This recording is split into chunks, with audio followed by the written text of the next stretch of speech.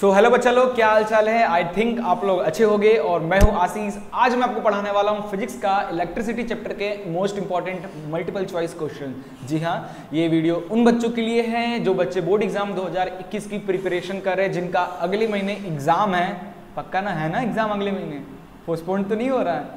ऐसा तो नहीं एग्जाम कैंसिल, यही चाह रहे हो ना? लेकिन एग्जाम होगा, एग्जाम तो होकर रहेगा क्योंकि सीबीएसई वाले हैं भाई, नहीं छोड़ेंगे इतनी आसानी से आप लोगों को। डोंट वरी, हमेशा यही कहता हूँ, फ्यूचर की मत सोचो, करंट पे ध्यान दो, पढ़ाई करते रहना है। फ्यूचर में क्या होगा, बहुत बच्चे, अच्छा पता है मेरे जान पहचान में कुछ बच्चे, मेरे फैमिली के ही कुछ बच्चे हैं ना, उनसे बात कर रहा था, पढ़ाई वढ़ाई कर रहा है बे तू, फोन पे हेलो क्या कर रहा है, पढ़ाई वढ़ाई कर रहा है अपनी फैमिली में।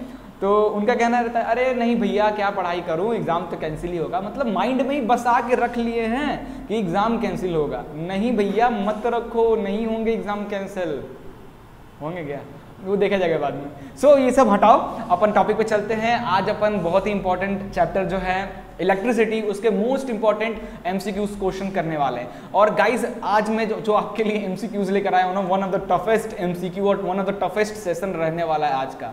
ये इतना टफ टाइप के क्वेश्चंस अगर आप कर लिए हो ना, तो सच्ची में यार इस चैप्टर से काफी नॉलेज आपका बूस्ट हो जाएगा। सो बिना किसी पागलपंती के वीडियो को शुरू करते हैं, ठीक है?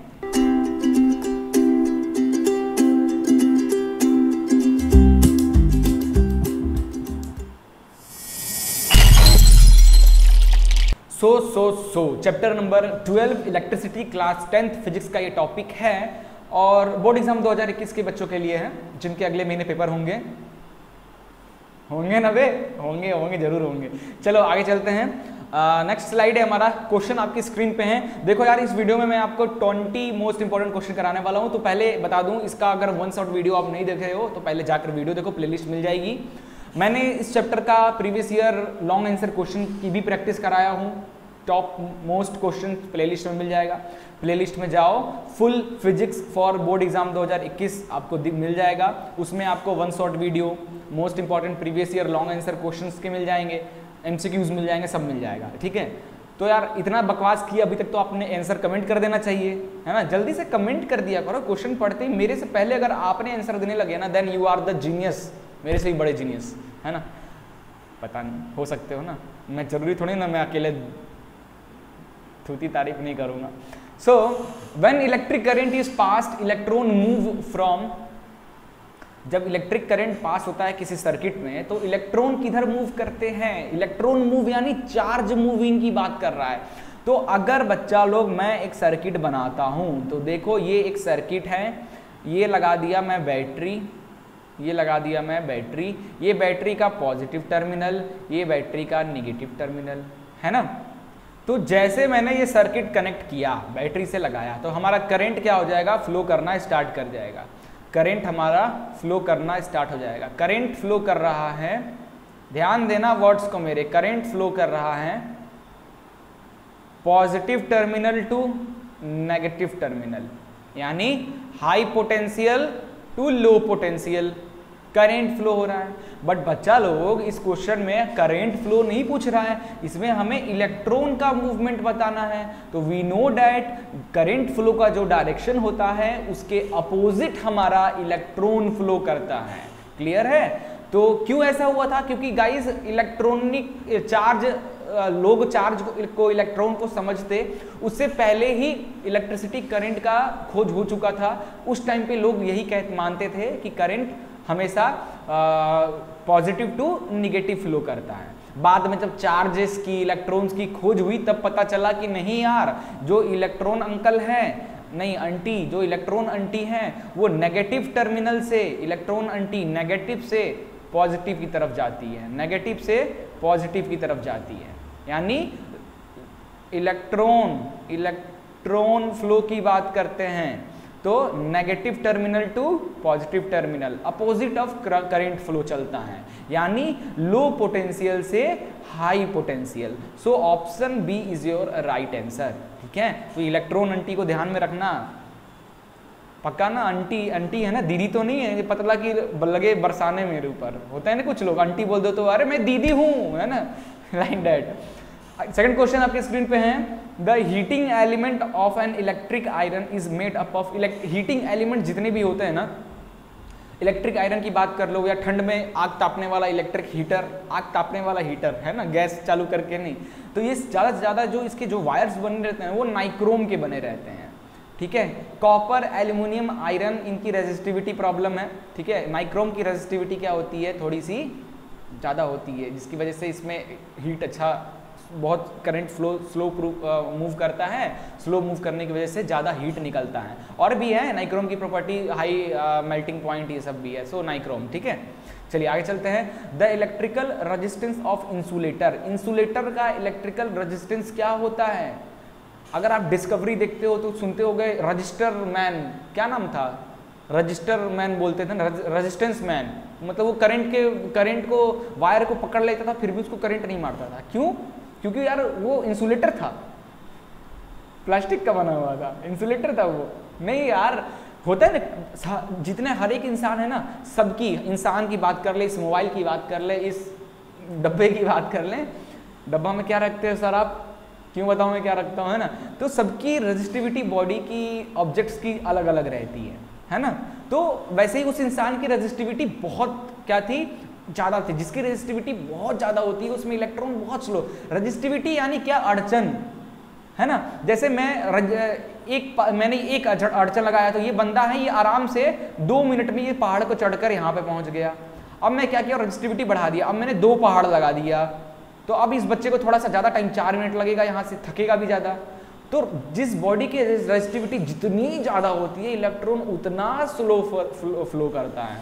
सो जो इंसुलेटर्स होते हैं उनमें रेजिस्टिविटी बहुत ज़्यादा, इन्फिनाइटली हाई होती है, जिसमें इलेक्ट्रॉन बहुत ही स्लो फ्लो करता है ना, जिसकी वजह से अपन कहते हैं कि इंसुलेटर जो होता है does not conduct electricity, like that, है ना। तो option D is your right answer.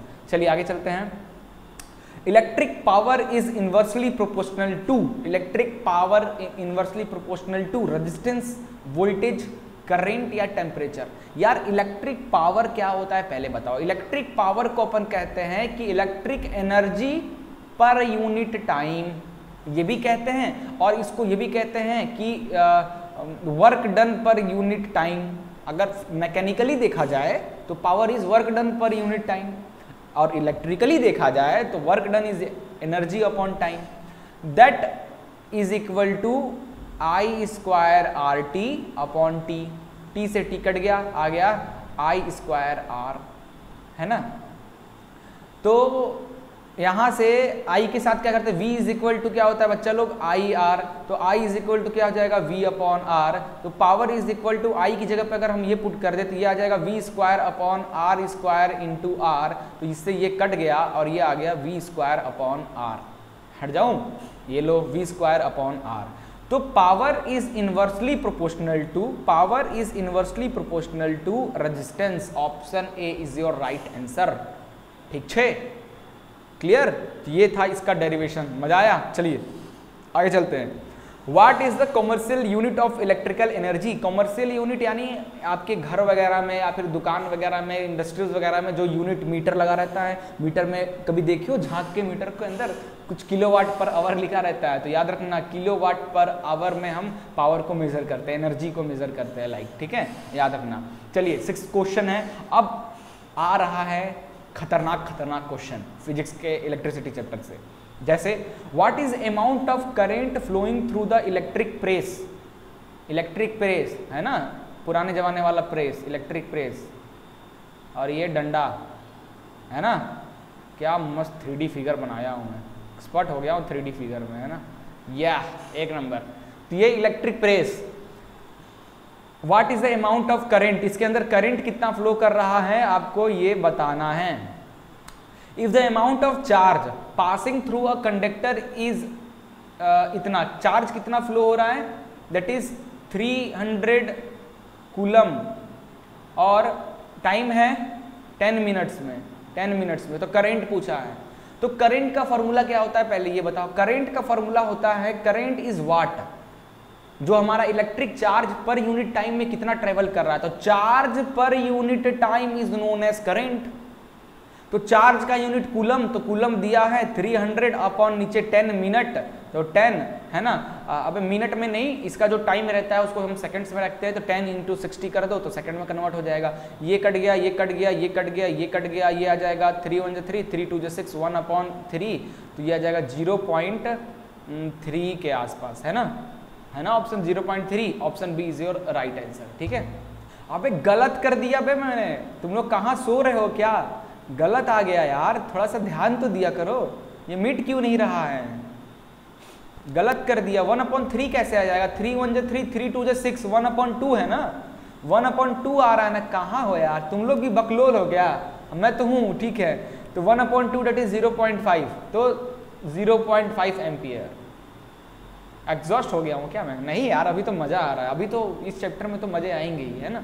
चलो चलो चलो जल्दी आगे बढ़ो, जल्दी आगे बढ़ो, जल्दी आगे बढ़ो। Next question, question number 7, 20 question करने, जल्दी जल्दी करो यार।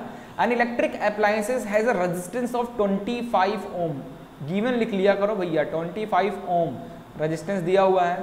When an electric appliances is connected to 230 volt supply line, voltage is equal to 230 volt supply line, the current passing through it, ये भी बताना पड़ेगा क्या, ओम्स लॉ की हेल्प लो, V is equal to I R, I निकालना है तो V अपॉन आर, आर इधर है तो V दिया है 230, आर आ गया 25, अब कर लो डिवाइड, ये भी मैं करके बताऊं क्या, है ना। अपने पास पता है एक अच्छा सा जुगाड़ है, अपने पास एक बड़ी अच्छी चीज़ है, वो है अबे यार ये चल क्यों नहीं रिया, हैंग मार दिया क्या, कैलकुलेटर। अपने पास बड़ी अच्छी चीज़ है कैलकुलेटर, आपको कैलकुलेटर से नहीं करना है ना, आप लोगों को कैलकुलेटर यूज़ मत करना। चलो भाई 9.2 आ गया आंसर, तो टिक मार दिया जाए 9.2 ampere, option C is your right answer. चलो यार आगे चलते हैं, यार कैलकुलेटर पहले ही निकाल लेते हैं, अपन जल्दी जल्दी करेंगे। कैलकुलेटर निकाल के इधर रख देते हैं साइड में, है ना, इधर साइड में रख देते हैं कैलकुलेटर, और अपन इधर सॉल्व करते हैं। क्या कह रहे हैं कि व्हेन 4 ओम रेजिस्टेंस, यानी रेजिस्टेंस दिया है 4 ohm, is connected across the terminal of 2 volt battery, voltage दिया है 2 volt battery, the number of coulomb passing through the resistance per second, number of coulomb per second पूछ रहा है। Coulomb unit किसका होता है, चार्ज का, तो चार्ज और पर सेकेंड यानी टाइम, Q अपॉन टी के टर्म में आपको करंट की वैल्यू निकालनी है। तो Q अपॉन टी क्या होता है, करंट होता है, यानी बच्चा लोग आपको करंट की वैल्यू निकालनी है ना। तो V ओम्स लॉ का हेल्प लो, V is equal to I R, तो यहां से करंट निकल जाएगा V अपॉन आर। इतना स्लो हैंग मार दिया क्या, ओके दैट्स गुड। तो वोल्टेज है 2, रेजिस्टेंस है 4, तो 2 2 जा 4, 1/2 विच इज इक्वल टू 0.5, है ना। तो हमें पूछा है the number of coulombs passing through registers per second, तो Q अपॉन टी को ही कहते हैं बच्चा लोग करेंट, ठीक है। तो हमें नंबर ऑफ कूलम निकालना है पासिंग थ्रू द रजिस्टर पर सेकेंड, है ना, तो यही आंसर है, 0.5 एम्पियर ही आपका आंसर है, ठीक है। तो हो गया, सही है, मैंने सही बोला, अबे गलत बोला, हमारा करेंट का यूनिट होता है एम्पियर, तो ये 0.5 एम्पियर आया है, हमको कूलम में आंसर निकालना है। तो we know that current is equal to charge upon time, तो चार्ज जो होता है वो क्या हो जाएगा, करेंट इनटू टाइम, तो करेंट आ गया है हमारा 0.5 ampere into time, per second बोला है तो 1 सेकेंड, तो ये आ जाएगा 0. एम्पियर सेकंड हो जाता है कूलम, तो चार्ज की यूनिट कूलम, 0.5 कूलम, ये सही आंसर है ना। चलो आगे चलते हैं, क्वेश्चन नंबर 9। अब कैलकुलेटर यहीं रह जाएगा, दूसरे पेज पे नहीं जाएगा, हद है यार। चलो question number 9, keeping the potential difference constant, the resistance of the circuit is half, the current will become, कितना हो जाएगा। तो देखो यार, according to Ohm's law, Ohm's uncle जो हैं उनके लॉ के according V is equal to होता है आई आर, ठीक है, V इज इक्वल टू होता है आई आर, और I इज इक्वल टू हो जाएगा V अपॉन आर, ये तो नॉर्मल है। बट अगर हम क्या कह रहा है कि पोटेंशियल डिफरेंस को कांस्टेंट रख दो, सेकेंड केस अपन यूज कर रहे हैं, पोटेंशियल डिफरेंस V डैश को अपन कांस्टेंट रख दें, that is equal to C, और रेजिस्टेंस जो है बच्चा लोग उसको कर दें हाफ, तो आर डैश हो जाएगा हमारा ओरिजिनल रेजिस्टेंस का हाफ। तो अब करंट कितना हो जाएगा, तो current is equal to I dash is equal to क्या हो जाएगा, V dash upon R dash. तो V dash is V, R dash is R upon 2, तो ये आ जाएगा ऊपर चल के 2v अपॉन आर। तो I dash is equal to V upon R is I, तो 2i। तो करंट क्या हो जाएगा, करंट क्या हो जाएगा, न्यू करंट जो है वो क्या हो जाएगा, पुराने करंट का डबल। तो the current will become double. ठीक है, चलिए आगे चलते हैं। अगला है question number 10। Now if in the given arrangement the 3 resistors are to be replaced by the single resistor, what will be the value of resistor। मतलब इक्विवेलेंट रजिस्टर पूछा है यार इस क्वेश्चन में।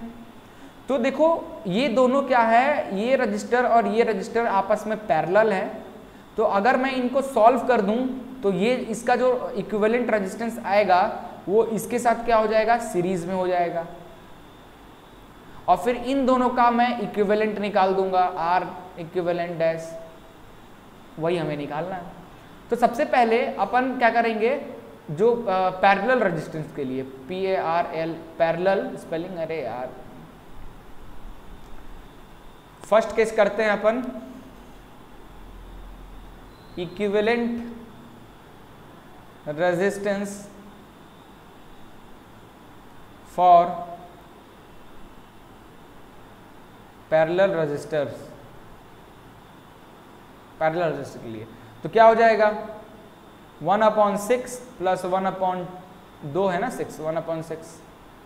तो 6 एलसीएम ले लेते हैं, तो 6 ये जाएगा 1 + 1 which is equal to 2/6 which is cut गया 1/2। तो आर ऊपर चला जाएगा, तो इधर 2 भी ऊपर चला है, तो आर इज इक्वल टू आ गया 2 ओम। ये पैरेलल रजिस्टर का। अब ये जो आरपी आया है, ये जो आरपी आया है वो इसके साथ सीरीज में है। तो फॉर सीरीज के लिए क्या हो जाएगा, equivalent resistance RP plus 6 ohm, RP that is 2 ohm plus 6 ohm which is equal to 8 ohm, है ना, है ऑप्शन। अबे है ही नहीं, फिर हो गई ना गलती। अबे 2 1 2 2 3 6 होता है यार, मेरे को लगता है मेरा मैथ कमजोर हो गया है। तो इधर ये आ जाएगा 3, तो ये आ जाएगा 3, ये आ जाएगा 9 ओम आपका आंसर हो गया, है ना। मैं कर सकता हूँ ये गलती, आप नहीं कर सकते हो, है ना, आप नहीं कर सकते हो। चलिए आगे चलते हैं। The potential difference across 3 ohm register is the following diagram. देखो यार इतने सारे यहाँ पे रजिस्टर दिख रहा है, 2 ओम का दिख रहा है, 3 ओम का दिख रहा है, 1 ओम का दिख रहा है। यहाँ पे आपको सिर्फ 3 ओम में पोटेंशियल डिफरेंस यानी वोल्टेज बताना है आपको। सिर्फ 3 ओम रजिस्टर में, 3 ओम रेजिस्टेंस में क्या वोल्टेज होगा आपको ये बताना है। तो ये जो सर्किट है वो सर्किट क्या है, सीरीज में है।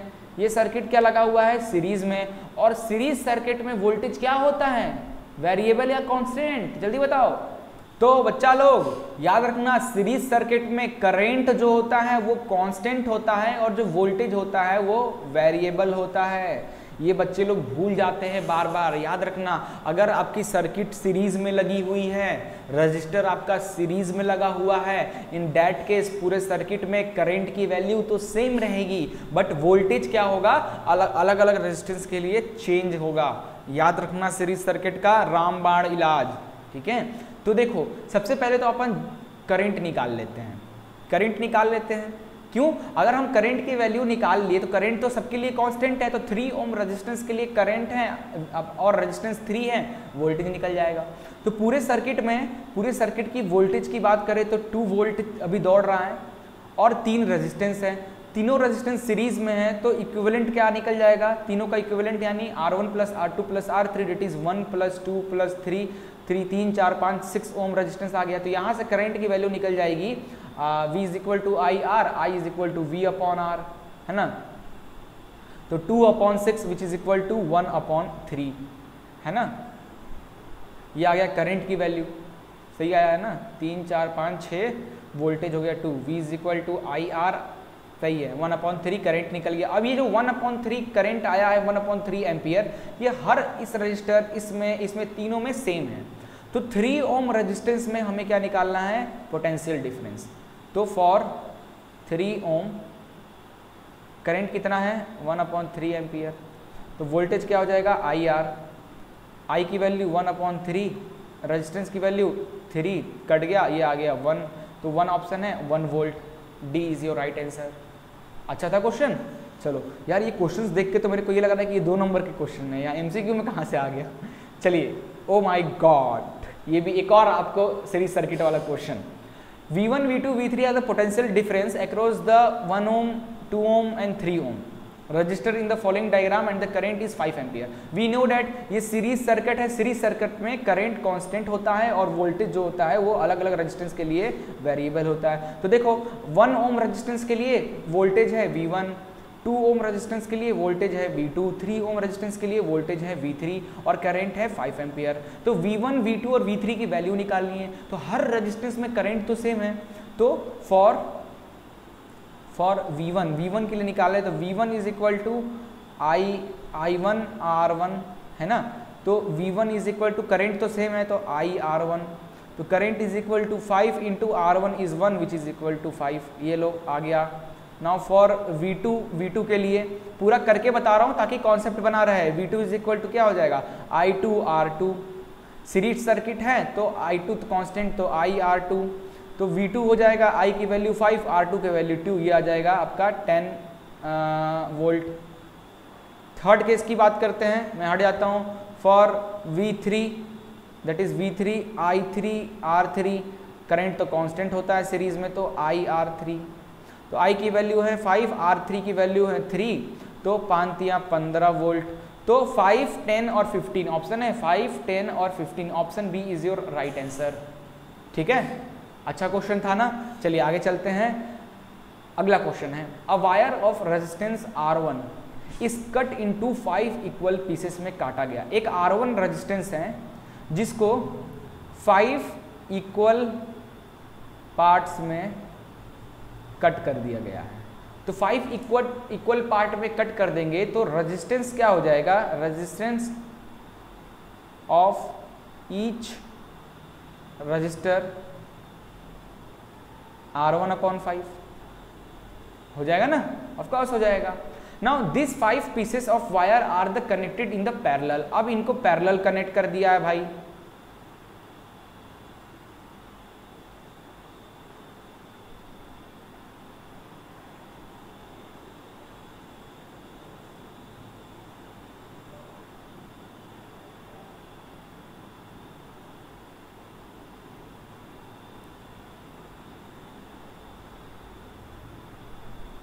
है ना, ये पैरेलल, ये आपका हो गया R1/5, ये भी हो गया R1/5 लाइक दिस, ये सारे हो गए R1/5 R1/5 R1/5।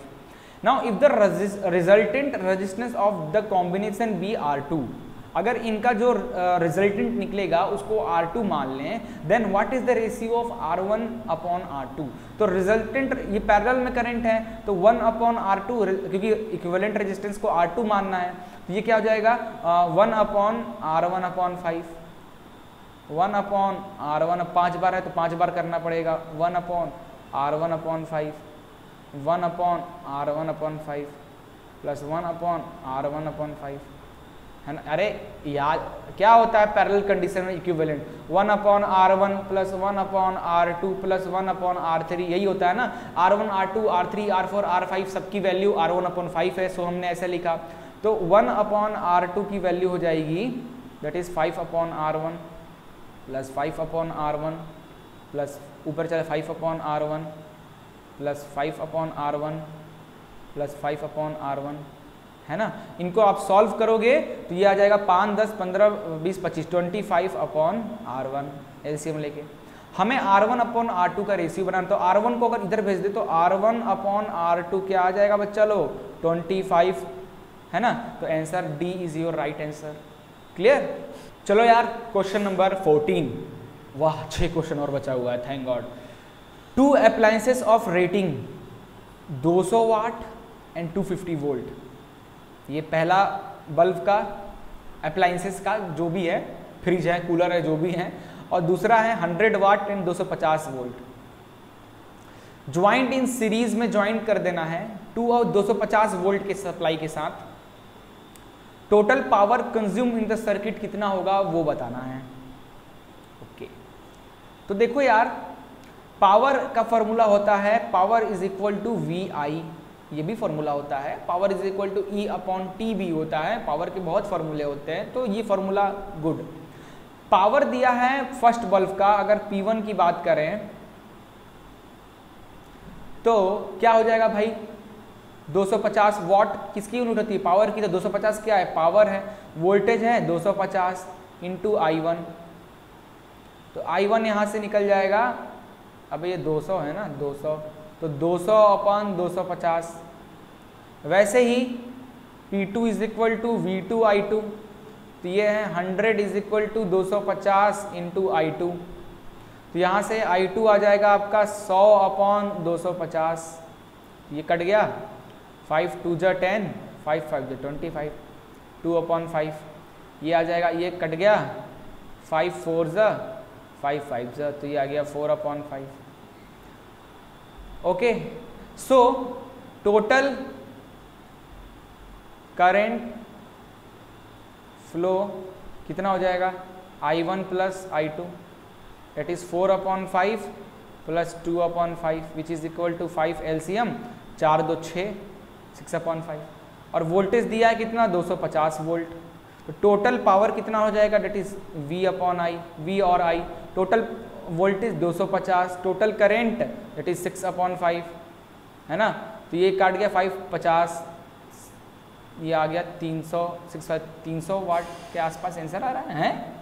ओहो ओहो, क्या गलती हुई, समझ में आया बच्चा लोग। गलती ये हुई है कि हमने पावर जिस फॉर्मूले से निकाला है, इस फॉर्मूले से नहीं निकलेगा। क्यों नहीं निकलेगा, क्योंकि देखो यार, यहाँ पे क्या बोला है कि 2 बल्ब जो है ना, इनको बाद में सीरीज में कनेक्ट कर दिया गया है, तो इनको सीरीज में कनेक्ट कर दिया गया है, तो जाहिर सी बात है, तो मुझे R1 और R2 निकाल, पहले बल्ब का रेजिस्टेंस और दूसरे अप्लायंस का रेजिस्टेंस निकालना होगा, दोनों को प्लस करना होगा, तो टोटल रेजिस्टेंस निकलेगा, और फिर इस वोल्टेज और इस टोटल RE की वैल्यू हेल्प से मुझे पावर निकालना होगा, ऐसे निकलेगा, है ना, ध्यान देना। तो चलो यार, कैसे निकाला जाए। तो करंट की वैल्यू I1 आ गया ना, तो यहाँ से V इज इक्वल टू क्या होता है, V1 is equal to I1 R1, तो यहाँ से R1 निकल जाएगा, it is V1 upon I1, है ना। तो V1 कितना दिया हुआ है, V1 दिया हुआ है 250 वोल्ट, और I1 आया है 4 अपॉन 5, तो इसको सॉल्व करोगे ना, तो ये आ जाएगा आपका 312.5 ओम, है ना। वैसे ही अगर आप इसको करते हो, यहाँ निकालोगे R2 की वैल्यू, तो V2 अपॉन I2, V2 कितना है, वोल्टेज यहाँ भी 250 है, करंट आ गया 2 अपॉन 5, तो यहाँ पे आ जाएगा 625 R2 की वैल्यू। नाउ दोनों अगर सीरीज में लगे हैं, तो इक्विवेलेंट रेजिस्टेंस कितना आ जाएगा, R1 प्लस R2, तो ये आ जाएगा 312.5 प्लस 625, इसको सॉल्व कर लेना, है ना। ये आ जाएगा आपका 937.5 ओम, है ना, ये आ गया। अब हम पावर निकालेंगे, तो पावर रेजिस्टेंस और वोल्टेज के टर्म में पावर आता है V स्क्वायर अपॉन R, तो वोल्टेज हमारा कितना है 250 वोल्ट, 250 वोल्ट का स्क्वायर अपॉन रेजिस्टेंस 937.5, तो ये आ जाएगा लगभग 67 के आसपास। So option B is your right answer, ठीक है। इसकी प्रैक्टिस करके देख लेना। लो, कहाँ पहुँच गए, ओके, ठीक है। चलो आगे चलते हैं। 15th question. अब तो मेरा सर दुखने लगा यार, आप बोर नहीं हो रहे हो यार? ऐसा ही होता है, न्यूमेरिकल करने टाइम ना बच्चा लोग ऐसे ही फ्रस्ट्रेट हो जाते हो। तो एक बड़ी अच्छी ट्रिक दे रहा हूँ, एक टिप दे रहा हूँ, आप याद कर लो। जैसे जब भी आप देखो, थ्योरेटिकल चीज़ें पढ़ने में मज़ा आता है।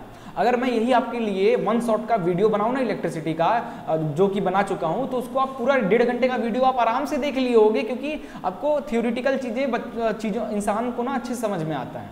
जहाँ आप न्यूमेरिकल में आया, न्यूमेरिकल हो चाहे क्वेश्चन आंसर हो, थ्योरी वाला है, 5 क्वेश्चन 6 क्वेश्चन 10 क्वेश्चन लगाने के बाद ना दिमाग हो जाता है फ्रस्ट्रेट। तो क्या करो, स्विच कर दो। तरीका होता है स्विच कर देना। 15 देखो, अभी आई थिंक अभी फ्रस्ट्रेट हो गए ना, 15 क्वेश्चन 20 क्वेश्चन करने हैं, 15 क्वेश्चन आते आते आप हो गए फ्रस्ट्रेट, तो स्विच कर दो, यानी अब बंद करो।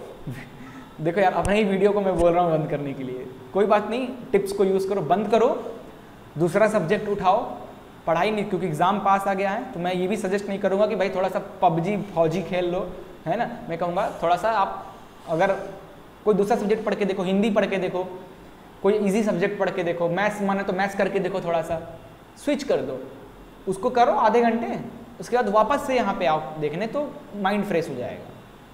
और बहुत देर से पढ़ रहे हो तो फिर स्विच करना है तो जाओ टहल लो, छत वत पे चल जाओ, थोड़ा सा खेल कूद लो और आ जाओ फिर से, है ना। तो ये टिप है, याद है, पढ़ाई में ऐसे करना चाहिए, कंटिन्यूअस लगातार अगर आपको पढ़ना है ना काफ़ी टाइम तक दिन में, तो ये ट्रिक होता है यूज़ करने का।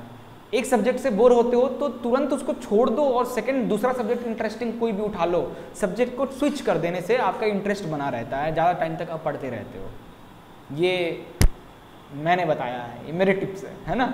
चलिए 15th क्वेश्चन है कि when a current I flow through a resistance R time t electrical energy spend in the given by. अबे यार इलेक्ट्रिकल एनर्जी यानी हीट की पूछ रहा है, तो हीट इज इक्वल टू क्या होता है, I स्क्वायर RT है, option I square, option B is your right answer. अच्छा क्वेश्चन था, आगे करते हैं। 2 electrical bulb have resistance in the ratio of 1:2। 2 electrical bulb have resistance in the ratio, 2 electrical bulb है तो एक का R1 एक को R2, इन दोनों का रेशियो है 1:2। If they are joint in series, अगर इनको सीरीज में ज्वाइंट कर दिया जाए, तो this is R1 and this is R2, the energy consume in them is in the ratio, जो एनर्जी कंज्यूम होगा वो किस रेशियो में होगा, तो एनर्जी कंज्यूम यानी पावर की बात कर रहा है, तो P1/P2 का रेशियो पूछ रहा है। तो पावर क्या होता है, पावर का फॉर्मूला बताइए इन टर्म्स ऑफ रेजिस्टेंस के टर्म में क्या हो जाएगा, है ना। V²/R पढ़े थे आप, या फिर अपन I²RT भी देख लेते हैं। Oh mistake, it's a mistake, it's not, power नहीं पूछ रहा है यहाँ पे, एनर्जी, इलेक्ट्रिक एनर्जी पूछ रहा है, एनर्जी यानी E, एनर्जी यानी हीट, तो E1 E2, तो I²R1T/I²R2T, टाइम कौन सेम है, करंट भी सेम सीरीज में है तो करंट सेम फ्लो करेगा, तो आ गया R1/R2 which is equal to 1/2, तो सेम होगा 1:2, option B is your right answer. चलो यार जल्दी जल्दी 17th question. At a given time house is supplied with इतना एम्पियर करेंट विथ इतना volt, how many 75 watt bulb light bulb could switch on the house at the same time if they are all connected in parallel। ठीक है, parallel connect है यानी resistance निकालना पड़ेगा। तो देखो यार V इज इक्वल टू होता है IR, यहाँ से R निकल जाएगा V/I, वोल्टेज दिया है कितना 220 और करंट है 100 एम्पियर, तो यहाँ से आपका निकल गया 2.2 ohm resistance. At the given time house is supplied with इतना, हाउ मेनी 75 वाट बल्ब वाट का जल सकता है, तो एक्चुअली अपन को पावर निकालना था, तो टोटल अगर देखो हाउस में सप्लाई हो रहा है 1000 एम्पियर करंट उस घर में आ रहा है 220 वोल्ट का, तो टोटल कितना पावर उस घर में आ रहा है, तो total power is equal to VI, that is 220 into I 100, तो यह आ जाएगा 22123 वॉट, इतना पावर घर में आ रहा है। तो 75 वॉट के कितने बल्ब जल जाएंगे, तो let the number of bulb is n, so the power of n bulb कितना हो जाएगा, एक बल्ब का पावर है 75 वॉट, तो n बल्ब का बल्ब हो जाए 75/n वॉट, तो टोटल आ रहा है इतना वॉट, और ये इक्वल हो जाएगा 75, क्योंकि जितना आ रहा है उतना ही बल्ब जलेगा, तो यहाँ से n की वैल्यू निकल जाएगी 22000/75, इसको सॉल्व करोगे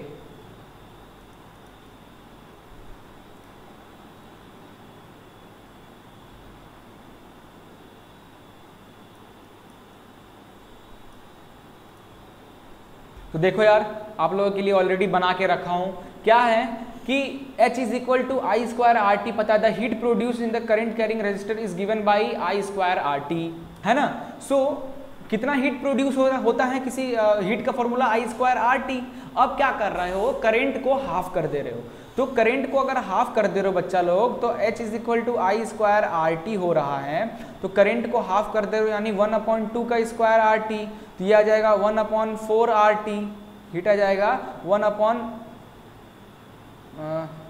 sorry not this, not like this, क्या करंट क्या हो जा रहा है, हाफ कर दे रहे हो ना, पुराने वाले का हाफ कर दे रहे हो, तो H इज इक्वल टू मान लो आई स्क्वायर आर टी है, तो न्यू करंट हीट प्रोड्यूस क्या इसका हाफ, तो I/2 का स्क्वायर आर टी, तो हीट आ जाएगा यहाँ से आई स्क्वायर 1/2 का स्क्वायर 1/4 आर टी, तो 1/4 हो जाएगा, क्या हो जाएगा 1/4 हो जाएगा, तो क्या आंसर टिक मार लोगे आप 1/4, द आंसर इज 1/4, ठीक है, तो 1/4।